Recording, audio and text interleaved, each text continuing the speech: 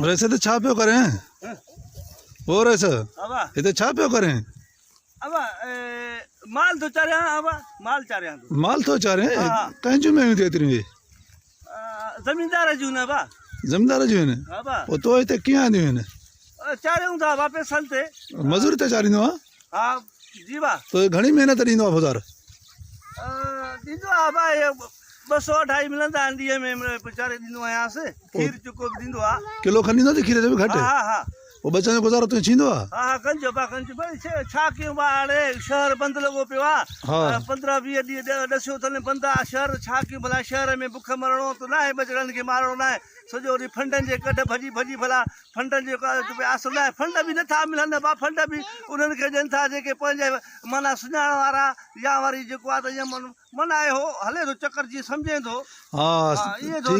असां ग़रीबनि जे लाइ इहे थोरो ई आहे इहो फंड इहे ॼाण सुञाण वारनि खे ॾियनि था रुॻो इन तुंहिंजे 2-250 अटो बाट थींदो आहे ॿारनि जो ख़र्चो निकिरंदो थी बाक़िनि जो न उहो तुंहिंजे पटके ड्राइण खां तो पटका ड्रारायूं कपिड़ा फाड़ायूं फंडनि जे कढ उहे हिते चङो आहे 200-300 रुपया मिलनि था वरी दुकान खुलंदा शहर खुलंदो हला मालिक आहे वरी पंहिंजी रोज़ी वोज़ी कंदासीं रैसा अटो बि त 60 रुपया किलो अची वियो आहे 200-250 में काॾो गुज़ारो तुंहिंजो थींदो अब बसि मिड़ई थी वेंदो अलाह ख़ैर करे थी वेंदो बाक़ी थी वेंदो भला छा कयूं भला हाणे इहो 200-300 रुपया बवाटो बाट मिड़ई खणी पोइ 2 आलू कढी कयो छा कोई लस्सी चुको खां वठी था अचनि पाड़े वारनि घुंघनि हे ॿारड़ा तुंहिंजा नंढड़ा बीठा साइड में रहो हा बा मिड़ई आहिनि पंजाहु बा हो हे नंढड़ा बि तुंहिंजा आहिनि हो बा शुक्र आहे माशाअल्लाह फैमिली बि तुंहिंजी गंज आहे पोइ गुज़ारो छई थो एतिरी शामूं अब अलाह हलाए थो बाला हलाए थो यार असांखे तुंहिंजे लाइ ॾुख थो चए 200-250 रुपया छा थींदो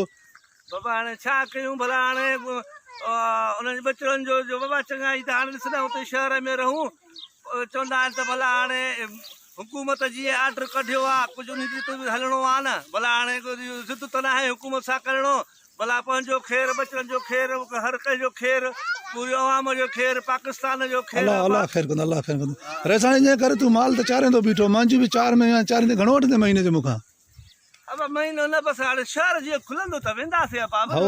रोज़ी कंदासीं भई मिड़ई सफ़र गुज़र करण आया आहियूं ठीकु आहे न चारींदे महीने न चारींदे ॾियारी ते 4 हा बसि अलाह ख़ैर करे बसि खुले त वेंदासीं सही अलाह तव्हांजो छुटकारो कंदो अलाह कंदो तव्हां शहर खुलंदो तव्हां भली हलिया वञो